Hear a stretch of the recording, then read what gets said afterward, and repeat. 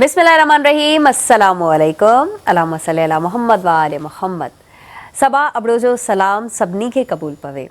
इफ़्तार जी ये ख़ूबसूरत प्रोग्राम में हिन इफ़्तार जी ट्रांसमिशन में तव्हां सभिनी खे भलीकार कयां थी। मूंखे उमेद आहे तव्हां सभु ठीक ठाक हूंदव, रहमतूं मेड़ींदा हूंदव, बरकतूं बि मेड़ींदा हूंदा, पंहिंजे घरनि में शादो आबाद रहो। अल्लाह करे तव्हांखे हिन रमज़ान जीअं हर रमज़ान हर राति बाबरकत राति रहमतुनि वारी राति मिले त जीअं असीं खोड़ सारियूं रहमतूं मेड़े सघूं। अल्लाह पाक रहीमो करीम आहे, पंहिंजे बंदनि ते रहम फरमाए थो ऐं अल्लाह पाक फरमाए थो त मूंखां घुरो, पर इंसान गाफ़िल रहे थो।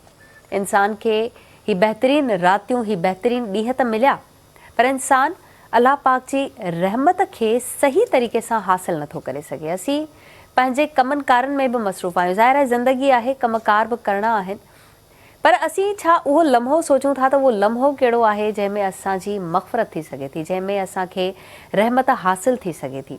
आम ॾींहंनि में अगरि रमज़ानुल मुबारक न बि हुजे, कॾहिं कॾहिं असीं का अहिड़ी ॻाल्हि करे विहंदा आहियूं ऐं उहा असांजी ॻाल्हि क़बूल थी वेंदी आहे, यानी कि चवंदा आहिनि त इहा शायदि क़बूलियत जी घड़ी हुई ऐं पोइ असांखे रियलाइज़ थींदो आहे त असीं अगरि ख़ुदा खां इन घड़ीअ में ॿियो कुझु घुरूं हा त उहो बि शायदि असांखे मिली वञे हा।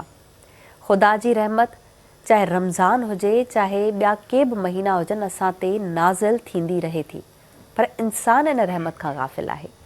इंसानु पंहिंजे लाइ मग़फ़रत त घुरे थो, पर उन खां पोइ वरी ॿीहर असीं उन ई गुनाह में पइजी था वञूं जंहिंजे लाइ मना कयो वियो आहे, मना फ़रमायो वियो आहे। ख़ुदा असांजो सिर्फ़ु हिन रमज़ानुल मुबारक जे महीने में न बल्कि हर वक़्तु इंतज़ारु करे थो त मुंहिंजो बंदो अची मुंहिंजे अॻियां झुके, मूंखां माफ़ी तलब करे त मां माफ़ु करण वारो आहियां। बेशक ख़ुदा जी ज़ात रहीमो करीम आहे, जंहिं असांखे रहमतुनि मग़फ़रत ऐं बख़्शिश वारो ही महीनो ॾिनो आहे, जंहिंमें असीं पाण खे बख़्शिराए त सघूं था, पर खोड़ सारियूं नेमतूं बि हासिल करे सघूं था। खोड़ सारियूं अहिड़ियूं शयूं, अहिड़ियूं रुकावटूं आहिनि जेके असांजी ज़िंदगीअ खे ब्रेक खणी बीठियूं आहिनि, उहे बि शायदि असांजा मसइला हल थी सघनि था, पर घुरण जो तरीक़ो कहिड़ो हुजे।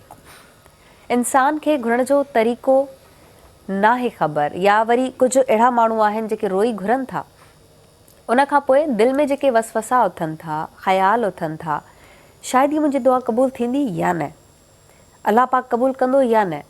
दुआ आहे छा? दुआ सिर्फ़ु तलब करण जो त नालो नाहे। दुआ तलब करण खे नथो चयो वञे। दुआ इन शइ खे, इन शइ ते यकीन आहे जंहिंखां असीं घुरूं था उहा ज़ात असांखे ॾिए पई। यकीन जो नालो दुआ आहे। असीं उन यकीन सां घुरूं था, पर वरी बाद में असांजे दिलि में असांजे दिमाग़ में उहे वसवसा था अचनि, न मुंहिंजी इहा शइ क़बूल नथी थिए, मुंहिंजी इहा दुआ क़बूल नाहे, यानी कि अल्लाह पाक नथो ॿुधे, तौबा नाउज़ बिल्लाह। ईअं नाहे। असांजे हक़ में बहितर हूंदो, ख़ुदा असांखे पाण नवाज़ींदो, पर अल्लाह पाक चवे थो त मूंखां घुरो, सची दिलि सां सची नियत सां घुरो। वरी इन में ॿियो फेस इहो बि आहे त असीं घुरूं था, असीं पंहिंजे लाइ घुरूं था, असीं पंहिंजनि जे लाइ घुरूं था, पर असांजी नियत केतिरी साफ़ आहे। असांजी नियत ते दारो मदार आहे, बिल्कुलु आहे, सभिनी खे ख़बर आहे। असीं ॿियनि खे ॻाल्हायूं था, ॿियनि जे लाइ बुरो सोचूं था, बुराई कयूं था, ग़ीबत कयूं था, हसद रखूं था दिलि में हिक ॿिए जे लाइ त ही छो अॻियां आहे, ऐं उन खां बाद में वरी असीं पंहिंजे लाइ दुआ घुरूं था, रहमत घुरूं था। अॼु असांजो टॉपिक बि रहमत आहे, ख़ुदा जी रहमत। पोइ असीं ख़ुदा खां रहमत बि घुरूं था त ख़ुदा असां ते रहम फरमा, त असां ते ख़ुदा कीअं रहम फरमाईंदो जॾहिं असीं ॿियनि जे लाइ रहम जी उमेदु नथा कयूं। असीं ॿियनि जो हक़ खाऊं था, असीं ॿियनि खे ॻाल्हायूं था, गिला कयूं था, ग़ीबत कयूं था। हुकूक लिबाद तमामु वॾी शइ आहे, जंहिंमें असांजे वालदेन खां वठी सभिनी जा हक़ अचनि था। ख़ुदा इन जे बारे में असां खां पुछंदो, असां ते फ़र्ज़ु आहिनि, असां ते हक़ आहिनि कुझु पाड़ेसरनि जा, पंहिंजनि जा। असीं उन्हनि सभिनी खे लताड़े करे ख़ुदा जी रहमत पंहिंजे लाइ घुरूं था। छा ख़ुदा असां ते रहम फरमाईंदो? असीं कंहिंजी दिलि आज़ारी करे ऐं ॿियनि खां माफ़ी नथा घुरूं ऐं ख़ुदा खे चऊं था असां ते रहम कर, छा ख़ुदा असां ते रहम कंदो? बिल्कुलु बि न। जेसिताईं जंहिंजी दिलि आज़ारी कई आहे उन खां असीं माफ़ी न घुरंदासीं, ख़ुदा असां ते रहम न कंदो।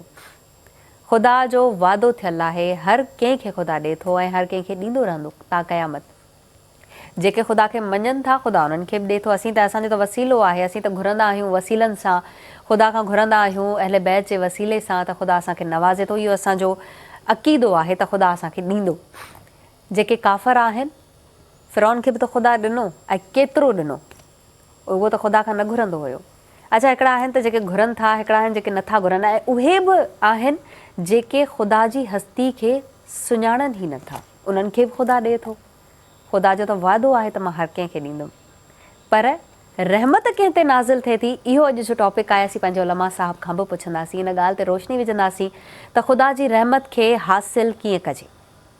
असीं केतिरा गुनाहगार आहियूं ऐं पंहिंजे गुनाहनि जी माफ़ी घुरंदे उहा रहमत कीअं हासिलु करे सघूं था जेका हिन महीने में, बाबरकत महीने में असांखे मिली सघे थी। सो हलंदासीं पंहिंजे महिमाननि ॾांहुं। बहितरीनु महिमान असां सां गॾु अॼु मौजूदु आहिनि ऐं बहितरीनु स्कॉलर आहिनि मौलाना ग़ुलाम नबी जाफ़री साहब। अस्सलाम वालेकुम, कीअं आहियो? ठीकु आहियो? तबियत सही आहे? ॿिया बहितरीनु महिमान बहितरीनु स्कॉलर मुफ्ती कुदरतुल्लाह साहब। अस्सलाम वालेकुम, कीअं आहियो? ठीकु आहियो? ऐं मोहम्मद उमर ख़लीली साहब जेके असांखे बहितरीनु नातू ॿुधाईंदा, हमद ॿुधाईंदा। अस्सलाम वालेकुम, कीअं आहियो? ठीकु आहियो? छो न पहिरीं हम सां शुरूआति कजे या नात सां शुरूआति कजे। मोहम्मद उमर साहब, जेको तव्हां ॿुधाइणु चाहियो, बिस्मिल्लाह कयो। ज़ात तुंहिंजी रब बारिया, तौबा मुंहिंजी ज़ारिया, तूं जीअं करीं त करे थो सघीं, वस तुंहिंजे दुनिया सारिया। ज़ात तुंहिंजी रब, ज़ात तुंहिंजी रब, कंहिंखे महल ऐं माड़ियूं ॾी थो, कंहिंखे घरड़ा कखनि जा,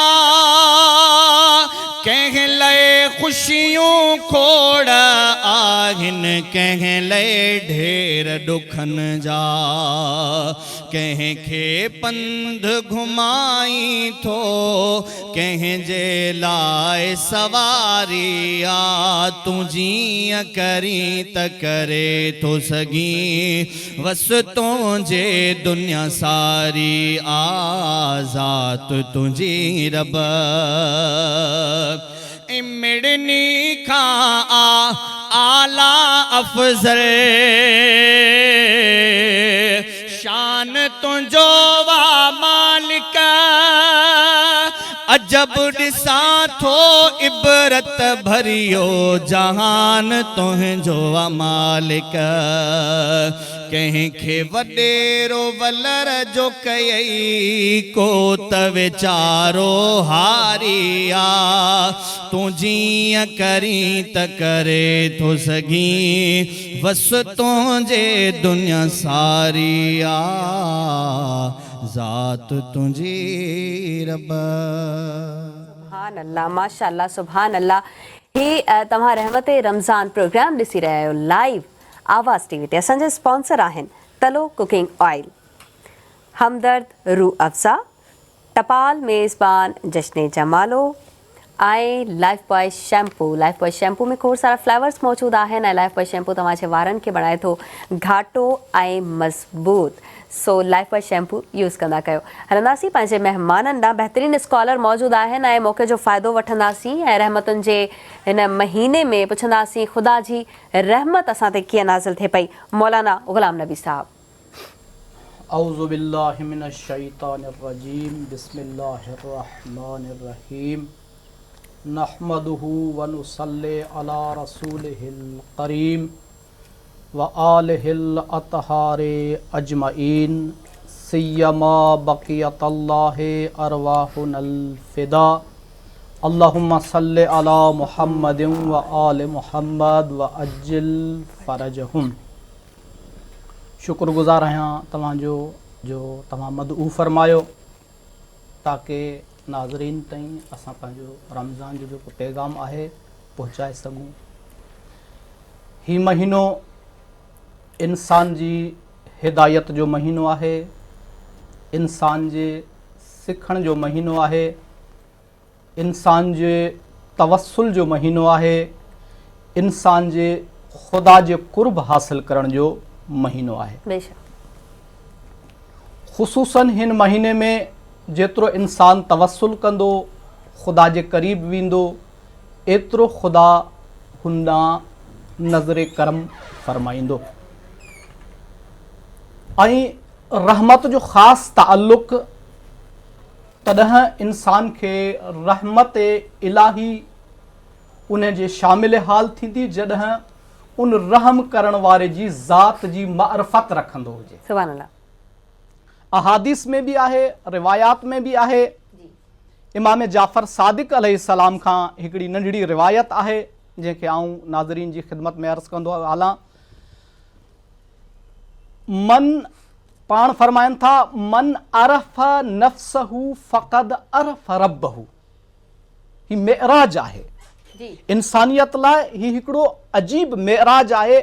इन जा अल्फाज़, इन रिवायत जा अल्फाज़ जेके आहिनि इंसान खे ॿुधाइनि था त मारिफत ख़ुदा कीअं हासिल कजे। जी जी। मम्मात वलम यारिफ इमाम ज़माने ही मातमीततन जाहिलिया। ॿी हदीस आहे जी। पहिरीं हदीस आहे मन अरफ़ नफ़्सहू फ़क़द अरफ़ रब्बहू। इन जो ख़ुलासो छा आहे? जंहिं पंहिंजी ज़ात खे सुञातो, जंहिं पंहिंजी ज़ात जी मारिफत हासिल कई, उन पंहिंजे परवरदिगार खे सुञातो। सुभान अल्लाह, सुभान अल्लाह। मौलाना ग़ुलाम नबी साहब तव्हांखे इते मां रोकींदमि, नंढड़ो नाज़रीन ब्रेक था वठूं, केॾांहुं न वञिजो, वापसि अची मौलाना साहब जी ॻाल्हि खे कंदासीं कंप्लीट। सी नाज़रीन, हिकु बार ॿीहर भलीकार रहमत रमज़ान जे ख़ूबसूरत प्रोग्राम में असांजे प्रोग्राम जा स्पॉन्सर आहिनि तलो कुकिंग ऑयल, हमदर्द रूह अफ़ज़ा, टपाल मेज़बान, जश्न जमालो ऐं लाइफ बॉय। अमा तलो में पचाए असांखे सिहतमंद बणाए। तलो ते आहे मायरुनि खे गुज़िरियल 70 सालनि खां भरोसो, जेको पचाए खाधे खे बणाए थो मज़ेदार बि ऐं सिहतमंद।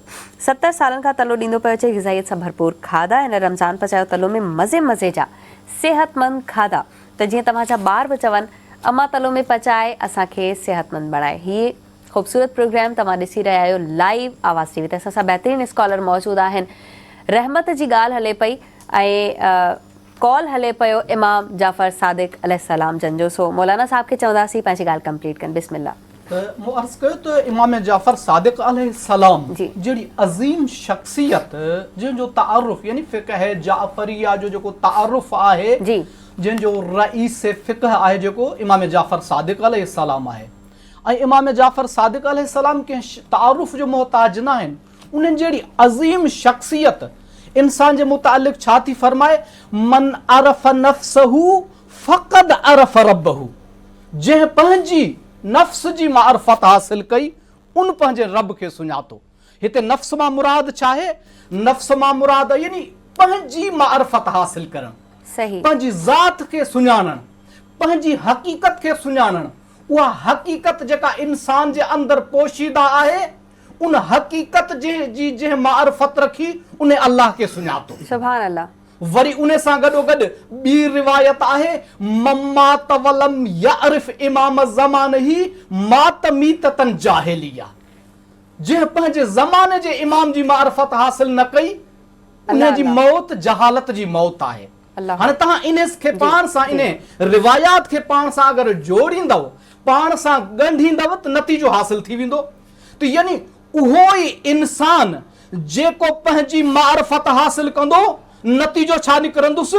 त जॾहिं पंहिंजी हक़ीक़त खां आशना थींदो त उनखे इमाम जी मारिफत बि हासिल थींदी। सुभान अल्लाह। ऐं जॾहिं इमाम जी मारिफत हासिल थींदुसि त पोइ उन जी मौत चाहे कंहिं बीमारी में वञे या कंहिं साने में वञे या राह ख़ुदा में वञे, उन जी मौत छा थींदी? मारिफत वारी मौत आहे, शहीदनि वारी मौत आहे, अल्लाह जे राह वारी मौत आहे। छाजे करे? इन करे जो मारिफत आल मुहम्मद रखे थो। सुभान अल्लाह। ऐं जेके अहल बैत जी मारिफत मां मुराद हिते आहे, उहा अहल बैत जी मारिफत आहे, यानी पंजतन पाक जी मारिफत आहे। उन मारिफत मां मुराद छा आहे? यानी उन जो मक़सद छा आहे? इमामत जो मक़सद छा आहे? इमामत जो पैगाम छा आहे? इमामत जो नज़रियो छा आहे? इमाम आया छो आहिनि? उन्हनि जो नज़रियो छा आहे? उहे इस्लाम जे तहफ़ुज़ लाइ आया आहिनि। यानी जानशीन पैगंबर जेके आया आहिनि, असां वटि जेके 12 जानशीन आहिनि, इमाम अली मौलाए काइनात अमीर अल मोमिनीन अली इब्न अबी तालिब अलैहिस्सलाम खां वठी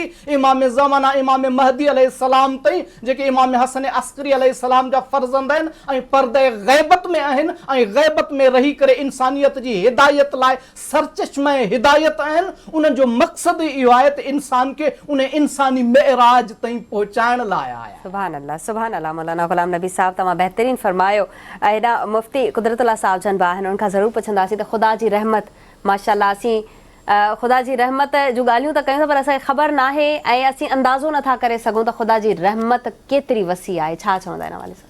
बिस्मिल्लाहिर्रहमानिर्रहीम नहमदुहु व नसल्ली अला रसूलिहिल करीम अम्मा बाद फ़अऊज़ु बिल्लाहि मिनश शैतानिर रजीम बिस्मिल्लाहिर्रहमानिर्रहीम क़ुल या इबादियल्लज़ीना असरफ़ू अला अनफुसिहिम ला तक़नतू मिन रहमतिल्लाह अल्लाहुम्मा सल्लि अला सय्यिदिना व मौलाना मुहम्मदिन नबिय्यिल उम्मी व अला आलिहि व सहबिहि व बारिक वसल्लम। मैं सबसे पहले आपका और आपकी सारी टीम का बेहद मशकूर हूँ कि मुझे यहाँ पर हाज़री की सआदत अल्लाह ने बख्शी है और आपके प्लेटफार्म से दीन का पैगाम दुनिया के कोने तक और मुल्क के गोशे गोशे तक पहुँच रहा है। बात हो रही है अल्लाह ताला की रहमत जी। तो अल्लाह की रहमत के ऊपर जब गुफ्तगू की जाए तो जो वक्त है उसके दामन में इतनी गुंजाइश नहीं है कि हम रब की रहमत की वुसअत को बयान कर सकें। बिल्कुल।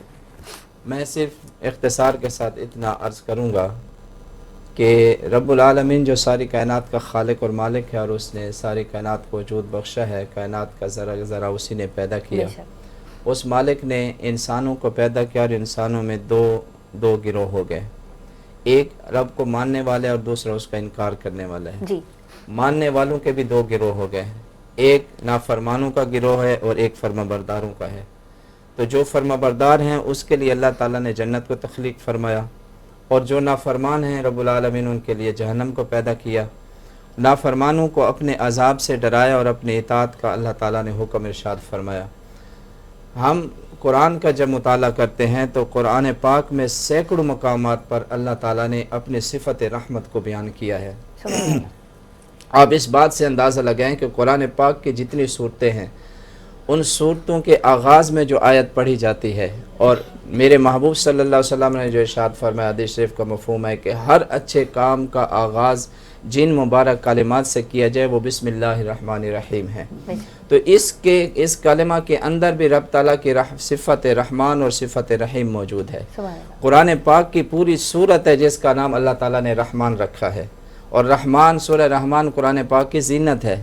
और मौलाना अब्दुल कलाम आज़ाद ने तो इतनी खूबसूरत बात लिखी कि आप फरमाते हैं कि जितनी कसरत के साथ कुरान पाक के अंदर अल्लाह ताला की सिफ़त रहमत को ज़िक्र किया गया है, इतनी कसरत के साथ अल्लाह की दूसरी कोई सिफ़त बयान नहीं हुई है। आप फरमाते हैं कि जिन मकामात पर सराहत के साथ अल्लाह की सिफ़त रहमत ज़िक्र है, अगर उसको शुमार किया जाए, जमा किया जाए तो वो 300 साढ़े 300 मकामात हैं जहाँ पर अल्लाह ताला ने अपनी सिफ़त रहमत को बयान किया। और अगर इसके अलावा दूसरे मकामात जहाँ पर सराहत के साथ सिफ़त रहमत नहीं है बल्कि ऐसे अल्फाज अल्लाह ने बयान किए हैं जिनका माना जो है वो रहमत बनता है, जिनका ताल्लुक़ रहमत के साथ है, जैसे मग़फ़रत होगी, रबूबियत हो गई, हिल्म हो गया, अफ़्व हो गया, इन तमाम का माना उलमा ने रहमत लिखा है। तो आप फरमाते हैं अगर इन मकामात को भी जमा करें तो फिर अव्वल से लेकर आखिर तक सारा कुरान और कुछ भी नहीं है और सिर्फ़ रहमत इलाही का पैगाम ही है। यानी अल्लाह ने पूरा कुरान के अंदर अपनी रहमत का पैगाम दिया है अपने बंदों को कि मेरी रहमत से मायूस नहीं होना। आप इस बात से अंदाज़ा लगाएं कि मेरे रब ने जब से इस अर्श को पैदा किया तो रब्बुल आलमीन ने उसके ऊपर ये तहरीर लिख दी कि मेरी रहमत जो है वो मेरे गज़ब पर गालिब है, मेरी रहमत मेरे गज़ब पर गालिब है। तो जिस तरह वो रब्बुल आलमीन वो लामहदूद है, उसको आप किसी जगह जो है वो पाबंद और कैद नहीं कर सकते, इसी तरह उसकी सिफ़त रहमत भी लामहदूद है जिसका कोई किनारा ही नहीं है। आप और मैं उसको बयान करने लगे तो उसकी वसअतों को हम बयान नहीं कर सकते। इसी तरह रसूल पाक सल्लल्लाहु अलैहि वसल्लम की जब अहादीस को हम देखते हैं तो मेरे महबूब सल्लल्लाहु अलैहि वसल्लम ने भी रब की रहमत को जिस अंदाज में बयान किया है वो भी बड़े खूबसूरत अंदाज में आप अलैहिस्सलाम ने बयान किया कि कंजुल उमाल की हदीस मुबारक है और मुस्नद इमाम अहमद बिन हंबल के अंदर भी ये रिवायत मौजूद है कि मेरे महबूब सल्लल्लाहु ताला अलैहि वसल्लम की खिदमत में एक बूढ़ा शख्स लाठी के सहारे चलता हुआ आता है और अर्ज़ की या रसूलल्लाह सल्लल्लाहु अलैहि वसल्लम میں نے ساری زندگی گناہوں میں گزاری ہے, میرے دامن میں ایک بھی نیکی نہیں ہے, کیا میرا رب مجھے بخش دے گا؟ میرے محبوب صلی اللہ علیہ وسلم نے فرمایا کیا تو رب کی وحدانیت اور میری رسالت کا اقرار کرتا ہے؟ عرض کی ہاں یا رسول اللہ میں اقرار کرتا ہوں. فرمایا جا میرے رب نے تجھے بخش دیا. سبحان اللہ. تو وہ کتنا کریم ہے, اس کی رحمت کو کیسے بیان کریں ہم, بے شک کیسے بیان کریں کہ جو جس شخص کی ساری زندگی گناہوں میں گزر جائے وہ ایک مرتبہ اللہ کی وحدانیت اور رسول پاک صلی اللہ علیہ وسلم کی رسالت کا اقرار کرے, اللہ کا وعدہ ہے اللہ اس کے ساری زندگی کے گناہوں کو معاف فرما دیتا ہے. سبحان اللہ. اور میں اس بات پر آپ بات کو ختم کروں کہ بخاری شریف کی حدیث مبارکہ حضرت عمر رضی اللہ تعالیٰ عنہ اس کے راوی ہے. جی آپ فرماتے ہیں کہ نبی پاک صلی اللہ علیہ وسلم کی بارگاہ میں کچھ قیدی لائے گئے. ان قیدیوں کے اندر ایک عورت بھی تھی جو ادھر ادھر بھاگ رہی تھی اور کسی کی تلاش میں تھی. تو اس نے ایک چھوٹے بچے کو دیکھا, دوڑ کر گئی, جا کر اس کو سینے سے لگا اور اس کو دودھ پلانے لگ گئی. آپ علیہ الصلوۃ والسلام نے صحابہ سے فرمایا صحابہ بتاؤ تمہارا کیا خیال ہے, کیا یہ ماں اپنے بچے کو آگ کے اندر ڈالے گی؟ صاحب نے عرض کی یا رسول اللہ صلی اللہ علیہ وسلم کبھی بھی راضی نہیں ہوگی اس بات پر, اس کا لخت جگر ہے, اس سے اتنی محبت کرتی ہے, وہ کیسے پسند کرے گا میرا بیٹا جہنم, میرا بیٹا آگ کے اندر جلے. تو میرے محبوب صلی اللہ علیہ وسلم نے فرمایا جتنی یہ ماں اپنے بیٹے سے محبت کرتی ہے میرا رب اس سے کئی درجہ زیادہ اپنے بندوں سے پیار کرتا ہے. سبحان اللہ. تو اس انداز میں اگر رب کی رحمت کو بیان کرے تو اس کی وسعت بہت زیادہ ہے. اور حدیث پاک میں یہ بھی آتا ہے کہ جب سورج طلوع ہوتا ہے تو اللہ تعالیٰ اپنا دست رحمت پھیلا دیتا ہے کہ رات کی تنہائی میں اگر کسی نے گناہ کیا ہو, دن کو وہ شرمندہ ہو جائے, وہ میرے سے معافی مانگے, میں اس کو گناہوں کو بخش دوں گا. رات ہوتی ہے تو رات کا اللہ تعالیٰ اپنا دست رحمت پھیلاتا ہے, دن کی روشنی میں کسی میں سے گناہ ہو گیا ہو اور وہ رات کو شرمندہ ہو جائے اور میرے سے معافی طلب کرے, میں اس کے گناہوں کو معاف فرما دوں. سبحان اللہ. مفتی قدرت اللہ صاحب نے بہترین خطاب فرمایا ہے اور بہت اچھی اچھی باتیں, بہت سارے سوالات میرے ذہن میں آ گئے. پر ناظرین ہتے اسی محمد عمر صاحب کے اسی ریکویسٹ کنदासीं त ॿ मिस्टर आकर नाच ॿुधाइनि त पोइ वरी ॻाल्हियुनि जो सिलसिलो कंटिन्यू कंदासीं. बिस्मिल्लाह. लखना एहसान अमड़ आमिना जे लाल जा,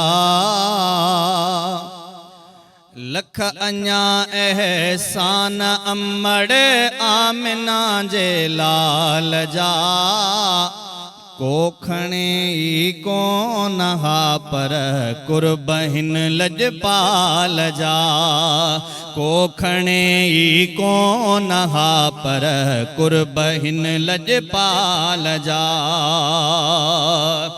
रहमतुल लिल आलमीन पंहिंजो जो कयो हज़रत हबीब, रहमतुल लिल आलमीन पंहिंजो कयो हज़रत हबीब, छो त कमज़ोरनि जे वाक़िफ़ हुआ बराबर हाल जा, कोखणे ई कोन हा पर कुर्बहिन लजपाल जा, कोखणे ई कोन हा पर कुर्बहिन लजपाल जा, व्या सुञाणे वण पिरीअ खे ऐं पत्थर कलमा पढ़ण, व्या सुञाणे वण पिरीअ खे ऐं पत्थर कलमा पढ़ण, जानवर भी हुआ अमुर में गुण भरी हर ॻाल्हि जा, कोखणे ई कोन हा पर कुर्बहिन लजपाल जा, कोखणे ई कोन हा पर कुर्बहिन लजपाल जा. सुभान अल्लाह. बहतरीन नात त तव्हां ॾाढी सुठी ॿुधाई पर सफ़ा नंढी ॿुधाई, दिलि पियो करे त अञा ॿुधूं, अञा सुरूर अचे. रब जी रहमत ते ॻाल्हियूं हलनि पियूं. वाकई मुफ्ती कुदरतुल्लाह साहिब जन चयो त असां वटि वक़्तु घटि आहे ऐं असां वटि ॾींहं बि घटि आहिनि जो असां ख़ुदा जी रहमत जो शुक्रिया अदा करे सघूं. शुक्राना अदा करना कितना ज़रूरी है मुफ्ती साहब? जी, रब ताला की जो एहसानात हैं हमारे ऊपर और मेरे रब ने जिन नेमतों से हमें नवाजा है, शुक्र तो अदा करने की अगर बात करें तो वो तो किसी सूरत में अदा हो ही नहीं सकता. रब्बुल आलमीन ने हम अगर अपने जिस्म के अंदर गौर करें ना, मेरे मालिक ने ये जो हमें आज़ा अता फरमाए हैं इनका कोई नेमुल बदल नहीं है. बेशक. मुफ्ती कुदरतुल्लाह साहब आपको रोकना चाहूँगी, माज़रत से नाज़रीन हलूं था ब्रेक दा. ब्रेक खां पोइ वापसि था अचूं ऐं इन्हनि सवालनि जो जवाब वठंदासीं। चिरासीं भलीकार रहमत रमज़ान जे ख़ूबसूरत प्रोग्राम में असांजे प्रोग्राम जा स्पॉन्सर आहिनि तलो कुकिंग ऑयल, हमदर्द रूह अफ़ज़ा, टपाल मेज़बान जश्न जमालो ऐं लाइफ बॉय। टपाल मेज़बान लाइ चवनि था त टपाल मेज़बान सिंध जी नंबर 1 चांहि आहे। टपाल मेज़बान जो रंग ख़ूबसूरत ऐं एतिरो बहितरीनु आहे जो हर ढुक में तव्हांखे मिले थो मज़ो। टपाल मेज़बान प्रीमियम क्वालिटी हुजण सबबि सिंध जी सभ खां वधीक पसंदि कई वेंदड़ चांहि आहे। ऐं मुंहिंजो दस्तरख़्वान, मुंहिंजो रमज़ान जो दस्तरख़्वान टपाल मेज़बान खां सवाइ आहे अधूरो। सो पियो टपाल मेज़बान। ॻाल्हियुनि जो सिलसिलो कंदासीं कंटिन्यू। मुफ्ती कुदरतुल्लाह साहब जन खां मूं पुछो हो त असीं शुक्र कयूं था, खुदा की रहमत का शुक्राना हम कैसे अदा कर सकते हैं? जी बिस्मिल्लाहिर्रहमानिर्रहीम। मैंने पहले भी अर्ज़ किया कि अल्लाह ताला की रहमत का शुक्र अदा करना जो है वो बंदे के लिए मुमकिन नहीं है। अल्लाह ताला ने अपने बंदे को जिस कदर इनामात से नवाजा है और जितनी नेमतें अल्लाह ने अता की हैं, तो अगर कोई बंदा सारी ज़िंदगी अपने रब की इबादत और इताअत में ज़िंदगी गुजार दे फिर भी उसकी किसी एक नेमत का भी शुक्र अदा नहीं किया जा सकता। हम अगर अपने जिस्म के अंदर गौर व फिक्र करें तो अल्लाह ताला ने हमें ये जो अज़ा अता किए हैं, इनमें से हर उस जो है वो ऐसा लाजवार और बेमिसाल है कि किसी एक नेमत का भी अल्लाह ताला बंदा शुक्र जो है वो अदा नहीं कर सकता। अब कोई बंदा इससे ये ना समझे कि चूँकि अल्लाह की नेमतों का शुक्र अदा नहीं किया जा सकता लिहाजा शुक्र करने की ज़रूरत ही नहीं है। ऐसी बात नहीं है, बल्कि अल्लाह ताला ने ख़ुद कुरान पाक के अंदर अपने बंदों को शुक्र करने की जो है वो तलकीन फरमाई है। और अल्लाह ताला ने इरशाद फरमाया लाइन शकर तुम लाज़ीदन्नकुम, अगर तुम शुक्र करोगे तो तुम्हारी जो नेमतें अता की हैं उनमें और ज़्यादा मैं इजाफ़ा फरमा दूँगा। और नबी पाक सल्लल्लाहु अलैहि वसल्लम ने भी इरशाद फरमाया कि अपने ऊपर शुक्र को लाजिम कर लो कि इससे तुम्हारी नेमतों के अंदर अल्लाह ताला इजाफ़ा फरमा देगा। तो शुक्र की बहुत सारी सूरतें उलमा ने लिखी हैं कि अल्लाह की नेमतों का शुक्र जो है किस किस अंदाज़ में किया जा सकता है। उसकी बहुत सारी किस्में हैं, बहुत सारी अक़साम हैं। जैसे अगर हम अपने जिस्म के अज़ा को देख लें तो अल्लाह ताला ने ये जो हमें हाथ दिए हैं, आँखें दी हैं, ज़बान दी है, पाँव दिए हैं, दिमाग दिया है, ज़बान दी है, ये सारी चीज़ें, इन नेमतों के शुक्र अदा करने का तरीका उलमा ने एक तो ये लिखा है कि अल्लाह ताला ने जिस मकसद के लिए ये नेमतें बंदे को अता की हैं इन नेमतों को उन्हीं मकासद में इस्तेमाल करें। अल्लाह ताला ने हाथ दिए हैं किसी गरीब की, मोहताज की, ज़रूरतमंद की मदद करने के लिए, ना कि किसी पर जुल्म व सितम करने के लिए। तो बंदे का इस नेमत का शुक्र अदा करने की एक सूरत ये भी होगी कि इन हाथों के साथ हमेशा लोगों के लिए खैर के मामलात करे, किसी को नुकसान ना पहुँचाए। ज़बान अल्लाह ताला ने दी है अपने ज़िक्र के लिए, तो बेहतरीन शुक्र का अंदाज़ ये है कि इस ज़बान को हर वक्त अल्लाह ताला की याद और उसके ज़िक्र में मसरूफ़ रखे। इसी तरह बाकी नेमतों को इसके ऊपर जो है वो आप क़यास कर सकते हैं।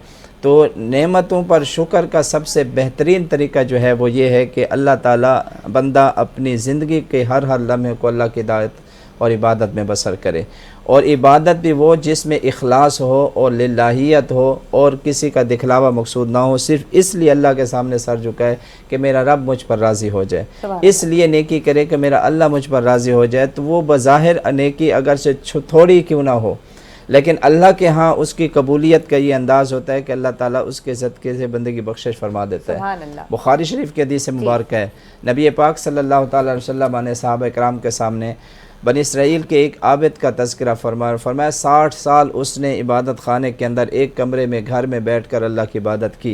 60 साल उसने मुसलसल अल्लाह को याद किया।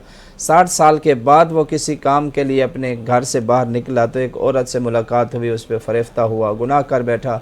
अब अपने दिल में निदामत और शर्मिंदगी है कि ये मेरे से क्या हो गया। अब वो अल्लाह से माफ़ी भी मांग रहा है और वो जंगल की तरफ निकल गया। उसके पास 2 रोटियां थी, उसको भूख भी लगी हुई थी। जब वो रोटियां खोल के खाने लगा तो साहिल आ गया और उसने सदा लगाई, भूखा हूँ, अल्लाह के नाम पे मुझे खिला दो। उसने ख़ुद नहीं खाया, वो रोटियां उठा के उसको दे दी। सुभान अल्लाह। तो अब कुछ अरसे के बाद जब वो फोत हो गया तो अल्लाह के सामने जब उसको खड़ा किया गया तो 60 साल की इबादत को एक साइड पे रखा गया और उसके एक गुनाह को दूसरे पड़े में रखा गया। तो उसका वो एक गुनाह जो है वो 60 साल की इबादत पर भारी हो गया। अब वो परेशान हो गया कि 60 साल की इबादत एक गुनाह के बदले में चलेगी, मेरा क्या बनेगा। इतने में उसके सामने ये नेकी लाई गई कि जो उसने इखलास के साथ अल्लाह की रज़ा के लिए 2 रोटियां फ़कीर को दी थी, अल्लाह ताला ने उस एक नेकी की वजह से बंदे की बख्शिश फरमा दी। सुभान अल्लाह, सुभान। तो इखलास जब आ जाता है, लिल्लाहियत आ जाती है, तो बज़ाहिर अमल थोड़ा ही क्यों ना हो, छोटा क्यों ना हो, اللہ تعالیٰ اس کو اتنا بڑا کر دیتا ہے کہ اللہ اس بندے کے ساری خطاؤں کو معاف فرما دیتا ہے. سبحان اللہ. بہترین مفتی قدرت اللہ صاحب چند بہترین فرماयो. ऐं मौलाना गुलाम नबी साहब तव्हां बि इन हवाले सां ज़रूरु ॿुधाईंदा त शुक्र अदा करण जो सही तरीक़ो कहिड़ो आहे? बिस्मिल्लाहिर्रहमानिर्रहीम. सभ खां पहिरियां त असांखे नेमत इलाही खे ॾिसणो पवंदो त अल्लाह जा जूं नेमतूं असां ते कहिड़ियूं आहिनि. जी. हिन काइनात में जेके बि वजूद आहिनि, जेके बि मौजूदात आहिनि, उन्हनि जो बिल आख़िर ख़ालिक ख़ुदावंद मुताल आहे. बेशक. ऐं उन जी ख़िलक़त जो यकीनन को न को रास, को न को फ़लसफ़ो, का न का जिहत ऐं वजह यकीनन आहे. ख़ुदि औलाद इलाही नेमत आहे ऐं उन नेमत जो शुक्र इहो आहे त औलाद जी भली तरबियत करणु, मुआशिरे खे भला फ़र्द ॾियणु नेमत इलाही जो शुक्रियो आहे. दौलत जाइज़ ऐं हलाल दौलत उहा जेका पंहिंजी महिनत ऐं ज़हमत सां कमायल हुजे उहा नेमत आहे, नेमत इलाही मंझां आहे. लिहाज़ा उन जो शुक्र छा आहे त तव्हां उन दौलत खे, उन जाइज़ माल खे राह ख़ुदा में ख़र्च कयो, ईसार कयो, क़ुर्बानी कयो, फ़ुक़रा मसाकीन ग़रीबनि जी मदद कयो. उन्हनि सां गॾोगॾु ॿियूं बि नेमत इलाही जाम आहिनि, लेकिन हिकु अहिड़ी नेमत जिन्हनि जो तारुफ़ ऐं इंट्रोडक्शन पाण मासूमीन अलैहिस्सलाम करायो आहे. सवाल कयो वियो मासूमीन खां त नेमत इलाही कहिड़ियूं आहिनि जी, कहिड़ियूं उहे नेमतूं आहिनि जिन्हनि ते शुक्र करणु घुरिजे. ॻणाईंदे ॻणाईंदे दौलत नेमत आहे, औलाद नेमत आहे, सिहत नेमत आहे, फुला नेमत आहे, फुला नेमत आहे, लेकिन आख़िर में मासूम फरमाए थो त हिन दुनिया में ऐं इंसानियत लाइ सभ खां वॾी नेमत नेमत विलायत अहल बैत आहे. सुभान अल्लाह. बहितरीन नेमत विलायत अहल बैत आहे. असां अहल बैत जी मोहब्बत जहिड़ी का नेमत कान्हे का. ख़ुदि रसूल ख़ुदा सल्लल्लाहु अलैहि वसल्लम फरमाइनि था इन्नी तारिकुन फीकुम सकलैन किताबल्लाहि व इतरती अहल बैती इन तमस्सक्तुम बिहिमा लन तज़िल्लू बादी लन यफ्तरिका हत्ता तरिदा अलल हौस. ऐं तव्हांजे दरमियान में ॿ शयूं छॾियो थो वञा. वरी ख़ुदा जी क़ुरान मजीद में आयत आहे इन्नी जाइलुन फिल अर्ज़ ख़लीफ़ा, ऐं तव्हांजे दरमियान में ख़लीफ़ो बणायां थो.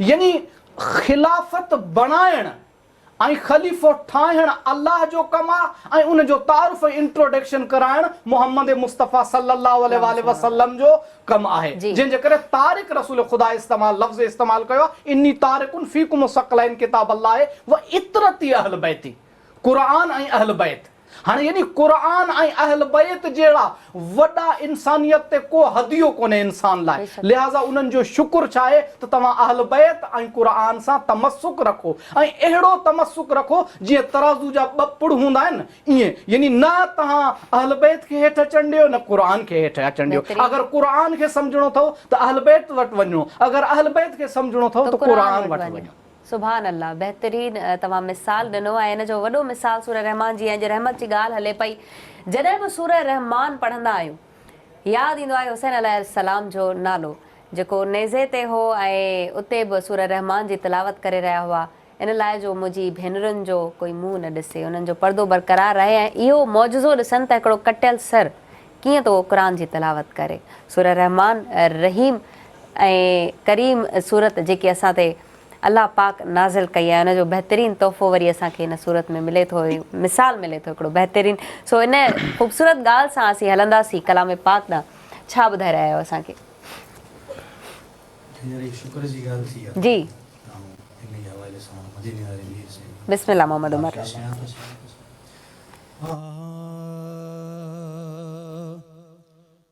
शुक्र उम्मती आहियूं मिठड़े मोहम्मद मीर जा.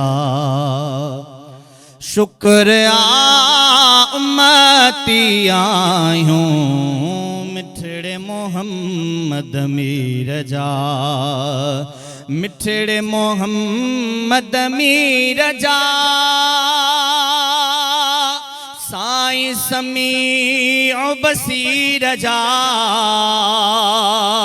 शुक्रिया उम्मती आहियूं मिठड़े मोहम्मद मीर जा वाह हुजूर जी ज़ात आ दीवानी कायनात आ वाह हुजूर जी ज़ात आ दीवानी कायनात आ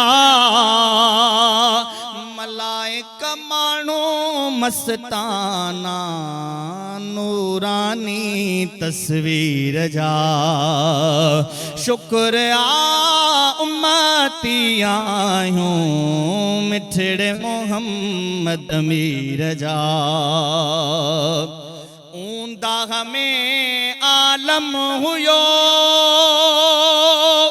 आयो आ जग रोशन थियो ऊंदा में आलम हुयो आयो आ जग रोशन थियो जॾहिं ज़ाहिरे थिया जलवा सुहिणे सिराज मुनीर जा शुक्रिया उम्मती आहियूं मिठड़े मोहम्मद मीर जा ख़ताऊं बख्शे खुदा सदके मोहम्मद मुस्तफ़ा ख़ताऊं बख्शे खुदा सदके मोहम्मद मुस्तफ़ा गान के हेड़ा गायूं सब नबियन जे अमीर जा गाए गुण के हेड़ा गायूं सब नबियन जे अमीर जा शुक्रिया उम्मती आहियूं मिठड़े मोहम्मद मीर जा माशाल्लाह सुभान अल्लाह केॾी त ख़ूबसूरत नात मोहम्मद उमर साहब से असांखे ॿुधाई आहे ऐं ख़ूबसूरत तव्हांजो आवाज़ आहे अल्लाह तव्हांजी इन आवाज़ ख़ूबसूरत आवाज़ में बि इज़ाफ़ो करे तव्हांखे ज़िंदगी ॾे नाज़रीन हलंदासीं हाणे अदी आबदा ॾांहुं उन्हनि खे ॾिसंदासीं किचन में अॼु तलो में छा पचाए रहियूं आहिनि कहिड़ी रेसिपी आहे जो असां सिखूं बि ऐं इफ़्तार में खाऊं बि जी अदी Abida thank you so much सबा ऐं अस्सलाम वालेकुम उम्मीद आहे त बिल्कुलु तव्हां ठीकु ठाक हूंदा ख़ैरियत सां हूंदा मज़े में हूंदा रेसिपीज़ तव्हांखे सुठियूं लॻंदियूं हूंदियूं रहमत रमज़ान जी ट्रांसमिशन तव्हांखे सुठी लॻंदी हूंदी तव्हांजे लाइ वॾी महिनत सां असांजी पूरी टीम इहा ट्रांसमिशन तयारु कई आहे ऐं असांजे अॼोके किचन जे सेगमेंट खे स्पॉन्सर कयो आहे तलो कुकिंग ऑयल ऐं बनास्पति गिह वारनि हिन सां गॾोगॾु रूह अफ़ज़ा वारा आहिनि ऐं हमदर्द स्पाइस मिक्स वारनि असां सां ताउन कयो आहे टपाल टी मेज़बान प्रीमियर डस्ट सिंध जी नंबर 1 चांहि पंहिंजे रंग ख़ुशबू ऐं ज़ाइक़े जे करे नंबर 1 चांहि आहे इन सां गॾोगॾु ताउन कयो आहे असां सां लाइफ बॉय शैम्पू इहे तमामु असां सां स्पॉन्सर आहिनि ऐं जेकॾहिं मां रेसिपी जी ॻाल्हि कयां त अॼु असां कंदासीं पटाटनि जा पकोड़ा ऐं इन सां गॾु थोरा मिक्स पकोड़ा बि तयारु कंदासीं छो त जेकॾहिं हॉट हिकिड़ी जेकॾहिं चई वञे त रेसिपी कहिड़ी हूंदी आहे रमज़ान में त पकोड़ा तमामु घणो पसंदि कया वेंदा आहिनि ऐं हर घर में तक़रीबन इवनिंग में इहा जेका ख़ुशबू आहे असां हर घर खां ईंदी आहे ऐं तलो कुकिंग ऑयल वारनि जो चवणु आहे त प्रो ग्रोथ फॉर्मूला सां गॾु इन्हनि इंट्रोड्यूस करायो आहे न्यू पैकेजिंग आहे ऐं इन सां गॾोगॾु ज़बरदस्त बचत आहे हिन रमज़ान तव्हां सभिनीनि जे लाइ तव्हां तलो बनास्पति ऐं कुकिंग ऑयल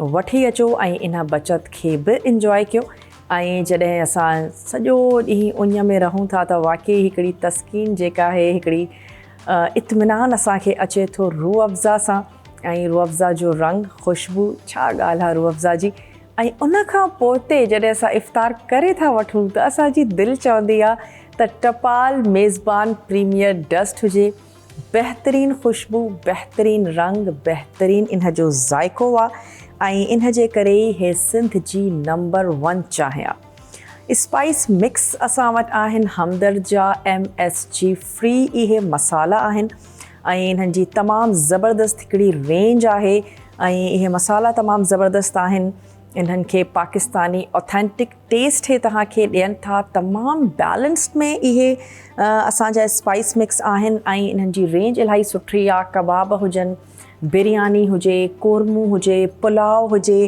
तमामु बहितरीनु तरीक़े सां तव्हां इहे तमामु जेके असांजूं रेसिपीज़ आहिनि इहे ठाहे सघो था ऑथेंटिक पाकिस्तानी फ्लेवर सां गॾु बैलेंस मसालो न लूणु तेज़ न मिर्च तेज़ तव्हां घटि था खाओ घणो था खाओ उन हिसाब सां मसालो ऐड कयो ऐं पाकिस्तान जा जेके फ्लेवर्स आहिनि उन्हनि खे तव्हां इंजॉय करे सघो था।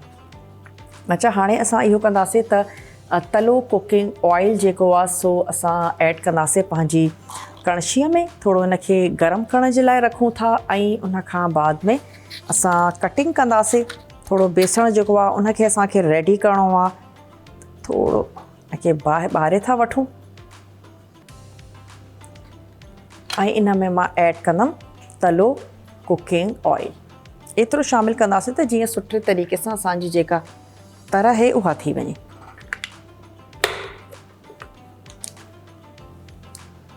तलो कुकिंग ऑयल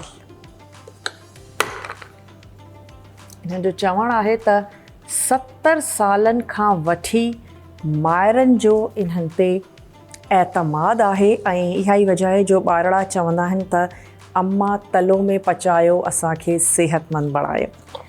अच्छा हे अची विया असां वटि पटाटा अच्छा नॉर्मल साइज़ जा खणो हिन जा मां जेकॾहिं तव्हांखे जो पटाटो वॾो आहे या नंढड़ो आहे वॾा सुठा पकोड़ा तव्हांखे करणा आहिनि त तव्हां हिनखे इन तरीक़े सां कट कयो ऐं मां हिननि जा स्लाइसिस कढी थी वठां।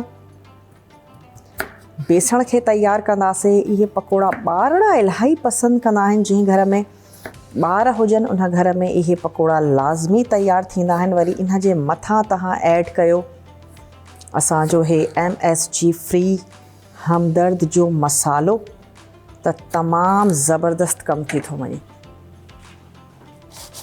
चलो हिनखे मां थोरो फिक्स बि कयां थी जेकॾहिं तव्हां बि पंहिंजे घर में कटिंग था कयो तव्हांखे लॻे थो त भई चॉपिंग बोर्ड जेको आहे सो इलाही मूव थो करे त उनजो हिकिड़ो आसान तरीक़ो इहो आहे तव्हां कोई बि टिशू पेपर खणो हिकिड़ो टीस्पून ऐड कंदासीं हुन में पाणी ऐं इन जे मथां तव्हां रखी छॾियो पंहिंजो हे चॉपिंग बोर्ड।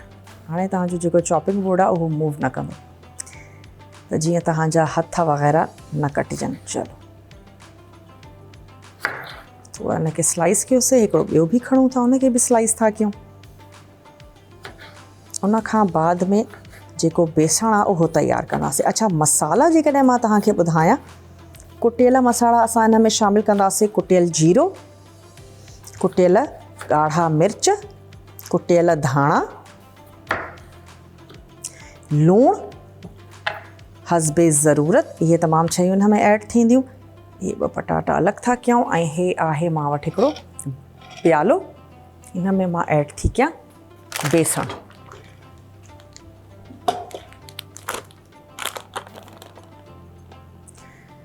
अच्छा पटाटनि जा जॾहिं तव्हां पकोड़ा कयो त बेसण एतिरो हुजणु खपे जंहिंमें तव्हां पंहिंजा पटाटा सुठे तरीक़े सां कोट कयो। चलो मां हिनखे हिते थी रखां वरी असांखे ज़रूरत हूंदी त असां ॿियो खणंदासीं। थोरो ऐड कंदासीं हिन में पाणी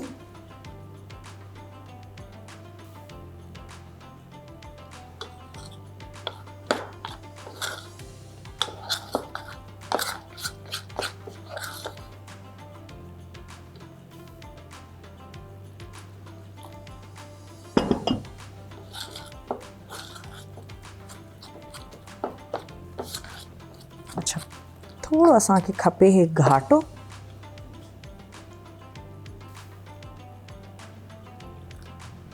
थोरो अञा हिन में पाणी था ऐड कयूं ऐं कुझु स्पाइसिस आहिनि जेके असां हिन में शामिलु कंदासीं। सुठे तरीक़े सां हिनखे मिक्स था कयूं। स्पाइसिस बि मां ऐड कंदी थी हलां। इन में ईंदो लूणु हस्बे ज़रूरत कुटियल धाणा कुटियल ॻाढ़ा मिर्च, ॿारनि जे लाइ ठाहियो था त पोइ न ऐड कजो मिर्च, जीरो ऐं थोरो इन में ऐड कंदासीं हमदर्द जो चाट मसालो।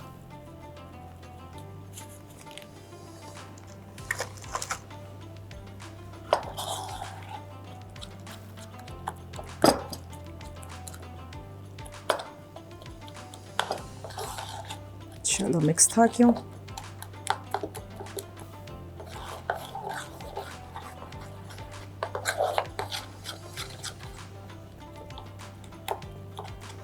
थोड़ो बेसण भी मां इन में विझंदमि ऐं थोड़ो पाणी भी। कुकिंग ऑयल असांजो गरम पियो थिए।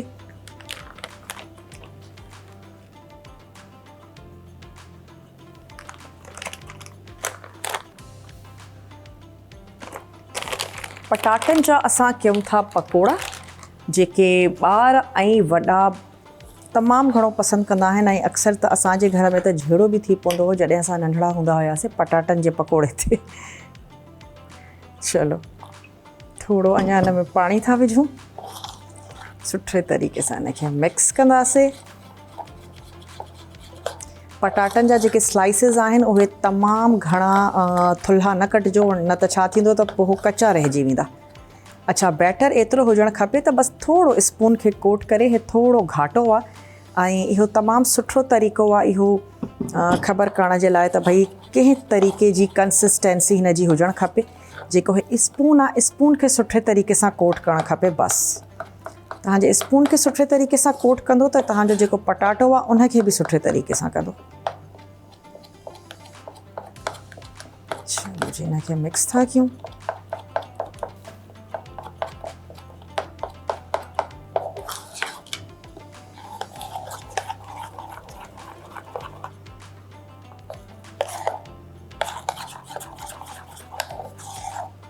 हाणे अचूं था पंहिंजे कणशी जी तरफ़। पटाटे खे कोट कंदासीं। मिठो सोडो मां हिन में नाहे विधो, मिठो सोडो बि विझी था वठूं थोरो बसि।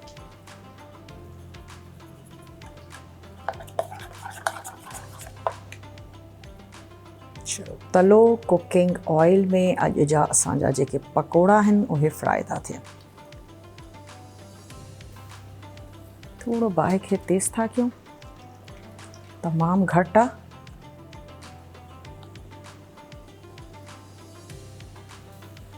दरमियानी हुजे तव्हांजी बाहि त जीअं पकोड़नि खे असांखे ॻाढ़णो बि आहे, स्पेशली हे जेके पटाटनि जा स्लाइसिस आहिनि इन्हनि खे सुठे तरीक़े सां ॻाढ़णो बि आहे ऐं रंग बि ख़ूबसूरत अची वञे गोल्डन।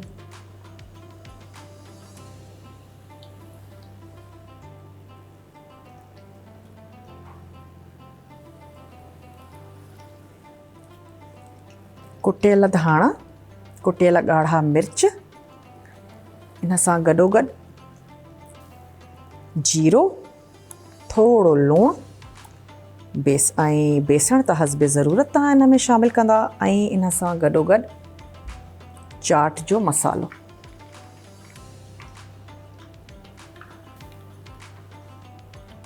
बसि जेतिरी तव्हांजी कणशीअ में जाइ हुजे एतिरो तव्हां ऐड कयो।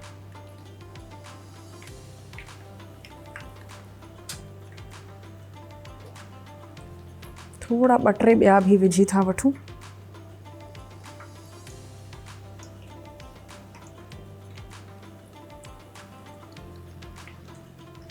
तलो कुकिंग ऑयल ऐं बनस्पति गिह वारनि असां ताउन कयो आहे। ज़बरदस्त रमज़ान जी स्पेशल पैकेजिंग में दस्तयाब आहे ऐं ज़बरदस्त बचत आहे हिन रमज़ान तव्हां सभिनीनि जे लाइ। थोड़ा हथ धोई वठां।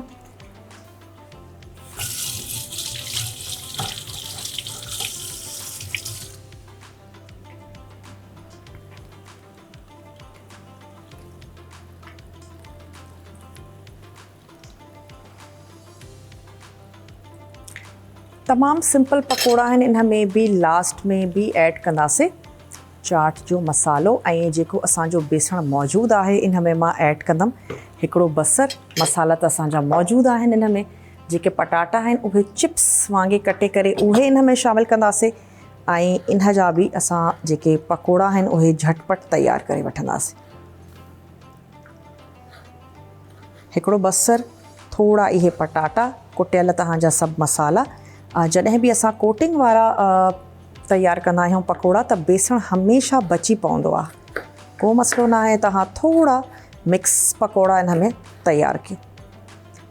मसालो जंहिं बेसण में मौजूदु हुजे उनखे रखो न, मुनासिबु आहे त तव्हां उनखे तयारु करे वठो।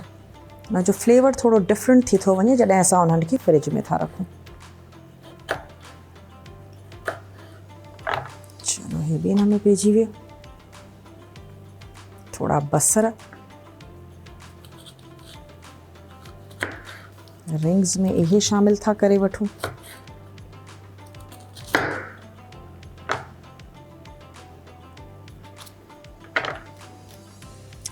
पंहिंजे पसंदि जी चटणी सां गॾु तव्हां इन खे सर्व कयो। हे अची विया असांजा रिंग्स, बसर,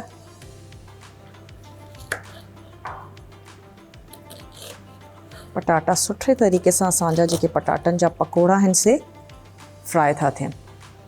ॻरी बि वेंदा, इन्हनि जो कलर बि तमामु सुठो अची वेंदो। चलो थोरो थोरो इन्हनि खे उल्टाईंदा पुल्टाईंदासीं।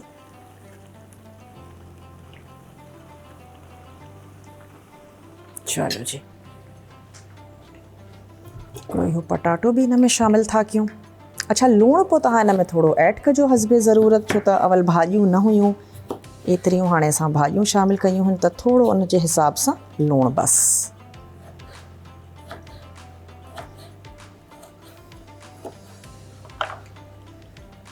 तलो कुकिंग ऑयल ऐं बनस्पति गिह वारनि असां सां ताउन कयो आहे। असां गॾु गॾु टपाल टी, मेज़बान प्रीमियर डस्ट,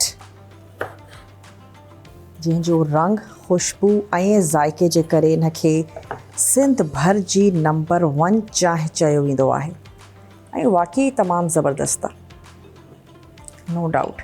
थोरो लूणु भाॼीअ जे हिसाब सां बसि, लूणु तेज़ न थी वञे। रोज़े सां आहियो, का बि शइ तयारु कयो था, थोरो लाइट लाइट रखो।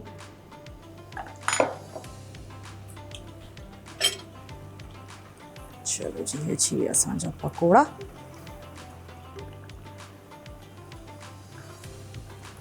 चेक करे सघो था, तव्हांखे को डाउट आहे त चेक कयो, न त 7-8 मिंटनि में इहे असांजा पकोड़ा जेके आहिनि से ॻरी बि वेंदा आहिनि ऐं सुठे तरीक़े सां गोल्डन बि थी था वञनि। चलो, हे असांजा जेके पटाटनि जा पकोड़ा आहिनि इहे तयारु थी विया आहिनि। इन्हनि खे कढी कयूं था डिश आउट। गरम गरम पकोड़नि ते ऐड कजो चाट जो मसालो। ये अची विया असांजा गर्मा गरम पकोड़ा। तमामु ज़बरदस्त खुशबू अचे थी, पकोड़नि जी हिकिड़ी पंहिंजी ज़बरदस्त खुशबू हूंदी आहे। चलो, थोरो चाट जो मसालो ऐं मां इनखे डिश आउट थी कयां। इन सां गॾोगॾु कुझु जेके ॿिया असांजा पकोड़ा आहिनि उन्हनि खे बि फ्राई करण खां रखंदासीं, पर हाणे वक़्तु असांजो थी वियो आहे ख़तमु। इंशाअल्लाह ताला तव्हां सां रहंदी मुलाक़ात, मज़ेदार क़िस्म जूं रेसिपीज़ कंदासीं ऐं रहमत रमज़ान जी ट्रांसमिशन जेका आहे सा जारी और सारी आहे, तव्हां उन्हनि खे ज़रूरु ॾिसो। मां कुझु ॿिया बि पकोड़ा ठाहियां थी ऐं हाणे मां इहो ई चवंदमि त ओवर टू यू सबा। नाज़रीन, रहमत रमज़ान में तव्हांखे भलीकार कयां थी। असांजे प्रोग्राम जा स्पॉन्सर आहिनि तलो कुकिंग ऑयल, हमदर्द रूह अफ़ज़ा, टपाल मेज़बान जश्न जमालो ऐं लाइफ बॉय। हमदर्द जे लाइ चयो वञे थो त हमदर्द तकरीबन 100 साल पुरानी कंपनी है। पाकिस्तान के अर्ली डेज से हमदर्द हर घर का हिस्सा है। मेडिसिन, सिरप और हेल्दी प्रोडक्ट के थ्रू हमदर्द ने नेचुरल हर्ब्स पर बेस्ड मेडिसिन्स बनाई और बहुत कुछ बनाया, जिससे लोगों का ट्रस्ट दोबारा से बिल्डअप किया। जनरेशन से लोग हमदर्द पर भरोसा करते आए हैं फॉर प्योरिटी एंड क्वालिटी, इसलिए हमदर्द हर घर का हिस्सा है। जी नाज़रीन, हाणे ॻाल्हियुनि जो सिलसिलो त कंटिन्यू कंदासीं, पर नात छो न ॿुधी वञे त हिकिड़ो सुरूर अची वेंदो आहे। इन खां पोइ सवालनि जवाबनि जो सिलसिलो शुरू कंदासीं। मोहम्मद उमर साहब, बिस्मिल्लाह कयो।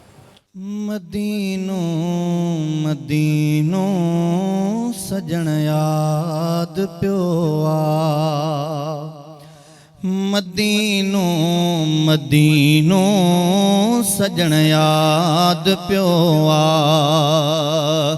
वरी घोट जे घिटन में वरी घोट जे घिटन में घुमण याद पियो आ घुमण याद पियो आ मदीनो मदीनो सजण याद पियो आ